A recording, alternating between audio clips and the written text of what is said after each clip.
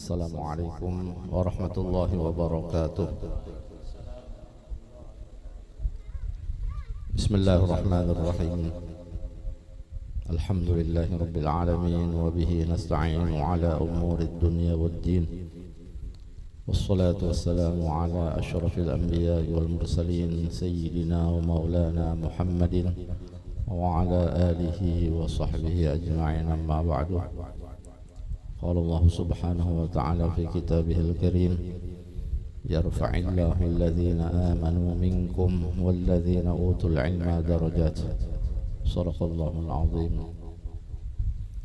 Yang Allah muliakan para alim ulama, guru-guru agama, para habaib, tokoh-tokoh masyarakat, wabil khusus Al-Habib Ali Segaf yang hadir pada malam ini, dua guru kita Ustadz Luqman dan Sahibul Bait Ustadz Ghazi, dan seluruh jamaah yang hadir, juga kumpulan maulid, hadirin hadirat bapak-bapak, ibu-ibu sekalian yang dirahmati Allah. Alhamdulillah wa syukurillah, kita ucapkan puji syukur kehadirat Allah Subhanahu wa taala yang berikan kita nikmat sehat wal afiat pada malam ini, sehingga kita dapat berkumpul bersama dalam acara haulan beberapa ulama kita, para habaib yang kita hauli, yang wafat beliau di bulan Dzulhijjah ini, yaitu diantaranya Syekh Samman Al-Madani. Kita hauli pada malam ini juga Habib Abu Bakar Gursi, Habib Muhammad bin Husain Ali Ba'bud Lawang, juga pada bulan Dzulhijjah haulnya. Anak beliau Habib Ali Ba'bud, Abdurrahman Ba'bud, sekaligus juga kita hauli pada malam ini. Sekaligus juga kita tahlil doa arwah guru kita yang baru meninggal kemarin, Guru Kiai Haji Khalilur Rahman, pimpinan Pondok Pesantren Darussalam yang ke-9. Jadi pada tahun ini banyaklah diantara ulama-ulama dan guru-guru kita, para habaib yang wafat meninggalkan kita, dan mudah-mudahan Allah Subhanahu wa taala memberikan rahmat maghfirah kepada mereka, dan juga mudah-mudahan kita yang masih hidup di alam dunia sekarang ini juga mudah-mudahan kita mendapatkan ampunan dan ridho dari Allah Subhanahu wa taala dengan kehidupan kita sehari-hari ini. Dan ini juga termasuk sudah akhir zaman lah, banyak fitnah, wabah, penyakit pun masih berlangsung nih, virus corona, dan mudah-mudahan juga berkat haul ini diangkat oleh Allah Subhanahu wa taala wabah, penyakit, bala, bencana, dan mudah-mudahan kampung halaman kita terhindar daripada itu semua. Amin, Allahumma amin. Nah, mengenai haulan tadi setelah Syekh Samman Al-Madani manaqib dibacakan, Syekh Habib Abu Bakar Gursi sudah juga disebutkan oleh Ustadz Ghazi tadi, manaqib singkat lah. Sebetulnya manaqib para aulia, para habaib panjang lebar, namun kita singkat, kita ambil sedikit-sedikit. Nah, juga dimintakan kepada kami Habib Muhammad bin Husain Ba'bud Lawang, dan juga para alumni-alumni yang ada di Martapura sekarang ini paling banyak Kabupaten Banjar. Bahkan bisa disebut Pondok Pesantren Darul Nasiin itu Pondok Banjar, orang Banjar aja banyak, Martapura utamanya, dan banyak santri-santri dari Darul Nasiin dari Kabupaten Banjar, alumni-alumni, lulusan-lulusan dari sana. Habib Muhammad bin Husain Ba'bud ini memang di Pulau Jawa itu dikenal dengan Habib Abul Barokah, Sahibul Barokah, beliau ini Abul Barokah. Jadi walaupun kita setumat menuntut ilmu di sana, bahkan mungkin sehari dua hari, ada seminggu, sebulan, 2 bulan, setahun, 2 tahun, bahkan ada yang lama, insya Allah mendapat barokah daripada beliau, karena terkenal di Jawa tadi itu Sidin Abul Barokah, berkat, dan memang alim, ulama, ilmunya memang diakui. Jadi para habaib yang dari luar negeri pun datang bila ke Indonesia, bilang banyak rata-rata ke Pulau Jawa singgah ke Darun Nasyidin. Nah, termasuk juga ulama besar di Mekah Said Muhammad bin Alwi Al-Maliki juga singgah ke pondok pesantren Darun Nasyidin. Habib Umar bin Hafiz juga singgah ke Darun Nasyidin. Nah, jadi banyak ulama-ulama yang besar-besar tadi dari luar datang karena pondok pesantren Darun Nasyidin tadi disebut Abul Barokah tadi. Jadi setumat datang singgah ambil berkah. Bahkan ulama tua pun datang juga. Nah, kalau dari guru kita di Bangil, guru Sarwani Abdan Bangil itu rancak datang ke pesantren Lawang untuk muzakarah dengan Habib Muhammad Musin Ba'bud. Kadang Habib Muhammadnya ke Bangil singgah ke pondok pesantren gitu. Termasuk juga Kiai Hamid Pasuruan datang ke pesantren Darun Nasyidin. Jadi Habib Muhammad pun ke Pasuruan singgah di Habib Hamid. Jadi saling muzakarah, saling mengisi ilmu. Dan memang alim-alim ulama besar itu semuanya. Makanya berkat. Dan santri-santri yang keluar dari Nasyidin banyak yang disebutin tadi munkada alim sugih. Munkada sugih alim, munkada dua-duanya itu alim lawan sugih-sugihnya. Nah, itu. Jadi banyak sudah yang melahirkan di sana ulama-ulama, guru-guru, terbukti artinya itu memang berkah. Itulah memang harapan kita semua para alumni yang menuntut ilmu tadi mendapatkan ilmu barokahnya itu yang paling utama. Biar sedikit berkat, apalagi banyak berkat makinnya. Nah, begitulah dalam kehidupan ini barokah itu yang paling penting daripada ilmu yang kita tuntut. Nah, ini banyak pengalaman-pengalaman yang di pondok pesantren dalam menuntut ilmu, mempelajari ilmu di tempat Habib Muhammad bin Musin Ba'bud tadi. Nah, jadi sebagian yang kita ceritakan tentang Habib Muhammad bin Musin Ba'bud yang memang ilmunya luar biasa. Nah, apalagi kalau Sidin waktu itu mengajar tafsir Jalalain, itu memang hafal kitab tafsir Jalalain itu Quran hafal dengan tafsir-tafsirnya. Jadi ada salah seorang santri pada waktu itu belajar tafsir, ulun ada juga belajar tafsir di situ. Sidin sambil guring di kursi apa ngerti, kursi panjang sambil berapa? Kursi malas sambil berapa jam suruh baca tafsir.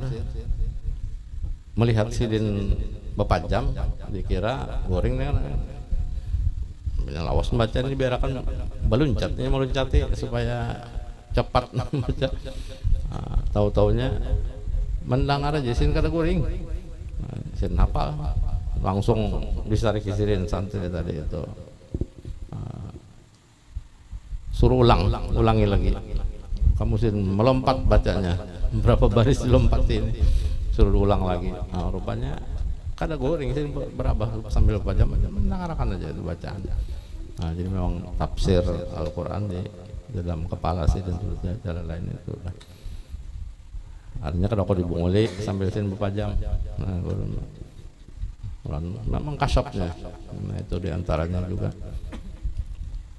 anak Sidin dia juga Habib Ali bin Muhammad Ba'bud. Oh, itu juga kasyaf wali min awliyaillah. Nah, juga itu. Dan banyak di antara kekasapan daripada Habib Muhammad bin Ba'bud, Habib Ali bin Muhammad Ba'bud. Nah, di situ di santri Habib Ali ini orang yang datang masuk ke sana dilihat Sidin aja tuh, matanya bilanya menatap mata Sidin juga. Nah, dibaca Sidin Abdullah itu. Nah, manusia kita tuh menatap betunduk aja, baik betunduk udah menatap juga melihat melawan mata. Nah, habis sama nama antar. Jadi pernah tuh orang tuanya mengantar ke sana, anaknya mencengangi, cengangi Sidin langsung baca, sambat Sidin langsung. Sidin memang ada jazabnya juga, ada halnya datang langsung ini langsung tertunduk abahnya menangis. Nah, menangis memang sampai sini pas. Nah, apa sampai sini tadi pas sudah. Nah, langsung tertunduk. Nah, tembus harusnya pandangannya. Nah, langsung pada sini mau menurutin nasihat, asal mau nurut aja di sini, insya Allah keluar menjadi orang yang baik. Berkat dapat di sini, asal nurut di sini. Nah, kadang kalau wallahu alam itu sudah. Nah, itu antaranya. Jadi sederhana sebetulnya pesantren Darun Nasyidin ini. Nah, sederhana, waktu itu bangunannya pun sederhana, kayu aja dulu. Nah, sekarang aja sudah meninggal Habib Muhammad, meninggal Habib Ali, ganti Habib Ibrahim, Habib Abdurrahman waktu itu. Abdurrahman meninggal, Habib Ibrahim dia lagi satu. Nah, jadi tambah maju, tambah berkembang. Nah, bangunan pun sudah mewah sudah kehidupannya. Menurun dulu waktu tahun 80-an itu masuk minum aja ada cangkirnya, minum di keran, banyak keran pakai ini telapak tangan minum. Alhamdulillah di keran tadi minum kada pernah sakit parut. Mau kita ini kira-kira minum di keran tuh bisa sakit parut. Jadi dulu kada pernah sakit parut karena kan kadang sakit parutnya. Banyunya dingin, bersih, jernih. Ada bisi cangkir dulu, karena buka, nah minum. Itu yang pertama tuh, waktu bangunan yang masih kayu lagi sekolahannya. Maju ini maju, udah bertambah maju udah. Nah itulah kalau kita menuntut ilmu memang jangan bermewah-mewah artinya. Nah, harus sederhana menuntut ilmu. Anak pun jangan terlalu dimanjakan. Nah, menuntut ilmu itu apa dia mau dia kasih, apa dia mau diberi. Nah itu kadang-kadang yang melupakan kepada, melalaikan dalam kehidupan sehari-harinya untuk menuntut ilmu agama. Nah terpengaruh. Nah, apalagi dunia sekarang ini kita lihat keadaan, apalagi pondok yang kada berkurung misalnya, sekolah bulik, nah itu pengaruh dunianya luar biasa udah. Nah, terutama handphone, HP, itu pengaruhnya luar biasa. Jadi menuntut ilmu, anak kita juga jangan dilepas begitu aja, tapi sambil diawasi. Pergi sekolah, nang kada berkurung tadi kada bertutup. Nah macam Darussalam, kan sekolah, waktu sekolah aja jam 8 masuk, jam 12 balik, sudah, kada tahu lagi di mana jadi asrama kah tidur atau balik ke rumah kah. Nah jadi waktu pelajaran hanya di kelas, guru hanya mau di kelas, sudah keluar nak tahu lagi. Nah ini yang pengaruh besarnya itu pergaulan luar, HP. Nah ini yang paling berat itu. Nah jadi kalau Darussalam dulu memang berkat juga Darussalam, berkat pimpinan-pimpinan ulama-ulama tua kita dulu. Tapi pengaruh dunia sekarang itulah. Jangan sampai terpengaruh keadaannya.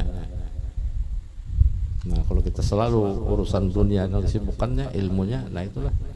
Dan ilmu itu juga. Nah ini nak jadi orang baik, orang yang jadi solehah, artinya rajin-rajin menuntut ilmu dan mengamalkannya. Jadi utama lagi ilmu ini dituntut, dicari untuk diamalkan, bukan hanya disimpan, tapi diamalkan, dipakai untuk diri sendiri utamanya. Sudah kita pakai, kita amalkan, dapat lagi kita menyampaikan, lebih utama lagi. Nah, menjadi orang yang lebih manfaat, lebih baik. Yang disebut nama oleh Rasulullah SAW, khairun nas anfa'uhum linnas. Sebaik-baik manusia kata Nabi, orang yang paling bermanfaat kepada manusia lainnya. Nah itu kalau dapat. Tapi kalau kada kawa ya cukup untuk kita, keluarga, dan tidak mengganggu orang lain. Nah itu alhamdulillah cukup tuh. Ilmu yang kita tuntut, kita amalkan, kita pakai untuk kita sendiri, kalangan keluarga, sudah mulai sanggup. Tapi kalau dapat lagi yang lebih manfaat lagi kata Nabi, khairun nas anfa'uhum linnas, untuk orang banyak. Nah, jadi ilmu dapat pakai, kemudian sampaikan lagi kepada orang lain. Nah, itu lebih lagi khairun nas, sebaik-baik manusia kata Nabi. Nah, jadi kita kawa mencari seperti itu yang lebih baik. Menyakada kawa ya cukup untuk diri, keluarga, dan tidak mengganggu orang lain. itu sudah memberikan manfaat buat orang. Nah, kadang-kadang ilmu sudah kadada memberikan keluarga karakawa, menjaga, mengganggu pulang orang lain, mengganggu ke orang lain berarti membuat dosa. Maka kita disuruh jagalah kehidupan kita ini. Kata Nabi SAW ada 5 hal yang disampaikan Nabi kepada kita. Ightanim khamsan qabla khamsin. Nah ini hadis juga dibawa oleh Haji Roma Irama. Roma Irama membawa lagunya, lagu lawasnya Roma Irama udah. Ightanim khamsan qabla khamsin, jagalah 5 sebelum datangnya 5. Roma Irama hafal. Ightanim khamsan qabla khamsin, jagalah 5 sebelum datangnya 5. Pertama, hayataka qabla mautik, hidupmu sebelum matimu. Nah, jadi kehidupan kita dunia yang kita renungi hanya sementara kan hidup dunia. Nah apalagi musim covid ini bilang kedabawan banyak. Untung pada kita ini pinarane-rane aja, sunyi-sunyi aja. Coba kalau di Jawa, di Jakarta, di Surabaya sudah banyak pauk sudah ini. Kehidupan masyarakatnya sudah dulak lawan covid ini sudah setahun setengah sudah ini. Nah, dulak sudah. Nah, kita pun dulak juga sudah, mengangkat tapi banyak tuh ributnya kita, muyak juga sudah. Nah, hayataka qabla mautik. Tapi orang yang beriman dia selalu menjaga dirinya. Hidup hanya sementara. Maka hidup inilah yang kita jaga. Hadis Nabi nyuruh, jaga 5 sebelum datang 5. Pertama, hidupmu, jaga artinya kehidupan kita ini sebelum datangnya mati. Artinya diisi kehidupan ini dengan sebaik-baiknya. Nah kalau sudah mati kan kalau lagi amal habis sudah, putus sudah amalnya. Jadi makanya disuruh jaga hidup sebelum mati. Hidup hanya sementara. Kehidupan yang kekal abadi di akhirat. Nah, ini kehidupan yang kekal abadi di akhirat. Yang kedua, wa syababaka qabla haramik, waktu mudamu jagalah sebelum datang waktu tua. Lagi anum, mumpung masih anum, banyaki berbuat baik, beribadah, mengabdi kepada Allah Subhanahu wa taala sebelum datang waktu tua. Mun sudah tua, kadang-kadang alih sudah nak sembahyang berdiri aja. Jadi imam misalnya seorang tua dituhakan orang jadi imam, terdulu makmum berdiri pada sorong. Mas sujud berdiri terdahulu makmum, Allahu Akbar, seorang lagi koyok-koyok nak naik, makmum sudah imamnya belum lagi. Nah karena sudah tuha, batis sudah, asam uratnya tinggi sudah, nyerenyet sudah. Karena kalau bangun nak berdiri kan jadi. Nah, jadi qabla haramik, waktu muda anak beribadah, waktu muda anak banyak beramal. Sudah tuha kan angan-angannya lagi sudah, menyesalnya lagi sudah. Jangan tahu semalam lagi anum jangan nak berhimat beribadah. Jangan tahu lagi anum nak bersedekah. Sudah tuha usaha pun ngalih sudah jar. Duit sudah tapi ada lagi. Apalagi musim covid ini dilarang keluar. Berjualan disuruh tutup. Nah kayak mana bersedekah? Makan aja cukup aja. Itu di arah Jawa tuh sudah. Pada-padanya mau ngeluh. Nah jadi lebih utama artinya syababaka qabla haramik, kata lebih benar itu sebut Rasulullah SAW. Waktu mudamu sebelum datang waktu tua. Artinya waktu muda nang giat-giatnya untuk ibadah, hendak berbuat baik, hendak beramal. Ayo kumpulkan bujur-bujur ibadah amal tabungan untuk akhirat. Namun sudah tua tadi tuh menikmati aja lagi kalau sudah tua ini. Nah seadanya lagi sudah tua, tasbih aja lagi di tangan sudah. Hanya nak kesana kemari sudah ngalih sudah. Apalagi musim covid ini tadi ada pulang lapangannya nih, hanya PPKM kah? PPKM nya apa juga singkatannya itu. Disuruh banyak di rumah aja pulang. Nah, jadi waktunya udah zaman fitnah pulang, zamannya udah. Nah, jadi dua sudahlah kata Nabi SAW, hayataka qabla mautik, syababaka qabla haramik. Yang ketiga kata Nabi, wasihhataka qabla saqamik, sehatmu sebelum datang waktu sakitmu. Nah, ini gunakan kesehatan mumpung kita masih sehat, segar bugar. Cepatlah kumpulkan kebaikan buat diri kita. Apa yang kita sanggup kita buat waktu sehat ini, kita kerjakan, kita buat untuk masa depan. Jadi berpikir tuh masa depan kita. Sehat. Jadi sehat ini sangat mahal harganya. Gak ada nilainya. Berapapun tidak ternilai ini waktu sehat ini. Seandainya kita bisa duit berapa miliar tuh, tabungan kumpulan duit kita, hitungannya dalam bank berapa misal miliarnya, tapi kalau sudah sakit adalah gunanya lagi duit. Apalagi kalau sudah masuk ke ruang ICU itu sudah 50-50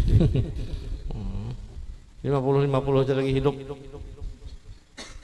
Kebanyakannya 10 nang masuk ke ruang ICU, 1 aja nang keluar, 9 ngarannya aja nang keluar. Timbul nama aja lagi innal rajiun. Itu sudah kebanyakannya ruang ICU sakit. Jadi duit yang puluhan miliar, ratusan miliar kada kawa menabus, hendak memperpanjang nyawanya walaupun hanya sedetik. Kada kawa lagi. Sudah kalau sudah sakit seperti itu lah ruang ICU. Nah, jadi kan ada gunanya kan duit. Nah, di situ baru tahu orang merasa tuh bahwa nilai sehat luar biasa. Jadi berapapun seadanya duit kau ditukari itu sehat, tukarinya tuh. Ditukari itu sehat. Nah, tapi kadang kita kada sadar lah, waktu sehat kita memporsil kesehatan kita dengan kada tahu diri artinya. Nah, kada ingat di diri. Jangannya kesehatan tadi gunakannya untuk ibadah, itu lebih utama, hanya lebih manfaat buat dia nantinya di akhirat. Nah, tapi kadang-kadang kita kada sadar, mentang-mentang sehat, seserah kehendaknya berbuat sesuatu apapun yang melanggar hukum Allah Subhanahu wa taala. Nah, itu sehat qabla saqamik, ini paling penting, sehat sebelum datang sakit. Jaga artinya apa yang menyebabkan kita sakit, kita jaga. Nah, sudah tahu itu penyakit, memang itu sudah syariat dijalankan. Yang keempat kata Nabi, wagina ka qabla faqrik, waktu kayamu sebelum datang fakir. Nah, kekayaan, waktu kita ada kemampuan, ada kelebihan, disitulah kita berbuat. Hendak apa kita berbuat baik tadi dengan harta kekayaan kita, untuk ibadah tadi, untuk sedekah, infak dan lain sebagainya, untuk kepentingan agama sebelum datang fakir. Tapi kalau sudah fakir, angan-angannya lagi sudah itu. Mau jangan tahu semalam ya duit bermiliar-miliar, jangan tahu seorang bangun langgar sebuah. Apalagi gunanya ucapan jangan tahu. Sudah habis duitnya, sudah jatuh miskin atau bangkrut dan sebagainya. Nah, baru menyesal. Nah, jadi itulah pesan Nabi, ghina ka qabla faqrik.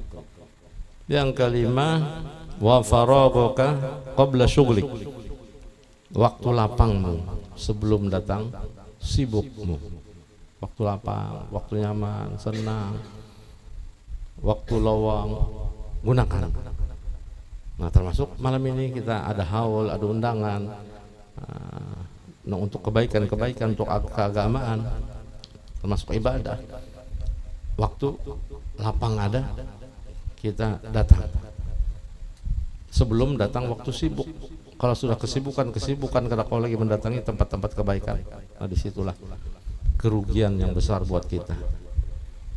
Sedangkan ajal terus mendekati diri kita.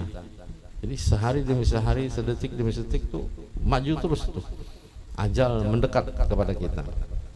Nah, jadi waktu lapang isi dengan sebaik-baiknya sebelum ajalnya datang. Nah, sebelum datang kesibukan. Nah, kadang-kadang kita sibuk ya sama haur lah ya, sibuk juga. Kenapa kada ke majelis? Haur. Kenapa kada datangi undangan? Haur. Nah, kenapa kada 4 haulan? Haur. Semuanya haur. Udah kata bang haurnya. Supaya kada haur.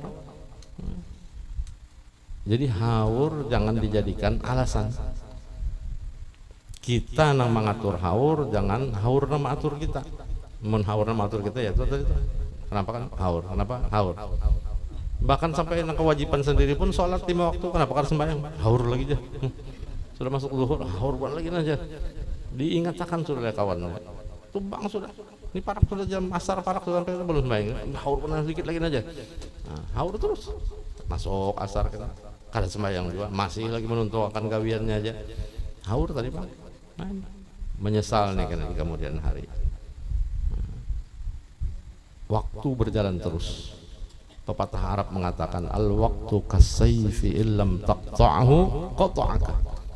Waktu itu bagaikan pedang, kasayf, seperti pedang itu waktu. Illam taqta'hu, jika kamu tidak dapat menggunakan itu pedang dengan baik, karena waktu seperti pedang, kalau kau tidak dapat menggunakan pedang itu, qata'aka, dia akan menebas lehernya. Pedang, waktu seperti pedang. Mungkin kita akan dapat menggunakan waktu seperti pedang tadi, menguti pedang. Ini bisa menebas leher sendiri nih. Kesah jagau hanya bisa kakambangannya main silat, main kunto, menguti pedang. Kesah pintar udah hanya bisa kakambangan belajar. Orang tangan kosong aja bawa kambangan. Ini pakai membawa pedang sudah kesah hebat. Putar, pak kena gulunya juga enggak. Mati. Nah itulah al-waktu kasih. Waktu seperti itu berjalan terus. Mungkin kita kada gunakan waktu sebaik-baiknya, akan habis waktu itu, terprosok kita, tertipu kita dengan waktu itu. Ya bagaikan pedang tadi. Nah, jadi gunakan waktu sebaik-baiknya. Nah, jadi yang terakhir tadi ini itulah faragaka, waktu lapangmu sebelum datang waktu sibukmu. Nah, jadi alhamdulillah pada malam ini ada waktu kekosongan kita isi dengan haulan tadi, datang ke tempat, ke majelis. Mudah-mudahan kita dapat barokah daripada haul, barokah para habaib, para ulama, para guru yang kita datangi ini, mudahan mendapat barakah daripada mereka. Nah, jadi itulah barakah itu tuh ziyadatul khair lah, tambahan kebaikan buat kita insyaallah. Dan mudah-mudahan kita diselamatkan dunia akhirat dengan berkat para guru, para ulama, para habaib tadi ini. Mudah-mudahan kita mendapat keselamatan dunia akhirat, dan mudah-mudahan segala penyakit diangkat oleh Allah Subhanahu wa taala. Dan mudah-mudahan semua urusan kita dimudahkan dan dilapangkan, dan mudah-mudahan kita selamat dunia akhirat, husnul khatimah nantinya, amin Allahumma amin. Akhirul kalam, wallahumma waffiq ila aqwamit thariq wal afu minkum. Wassalamualaikum warahmatullahi wabarakatuh.